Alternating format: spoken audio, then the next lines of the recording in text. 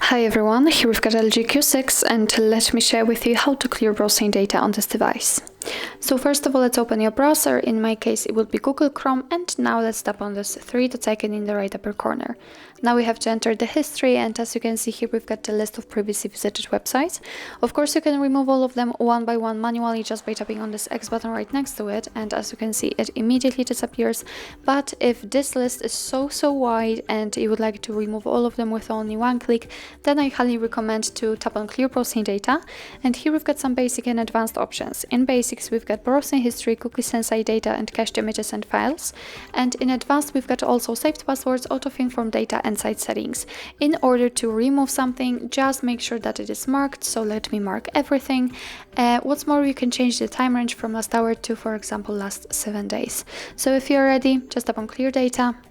And as you can see, we just got back to the history. Here we had this list of visited websites. Right now it is empty, so it means that we just successfully removed actually all browsing data.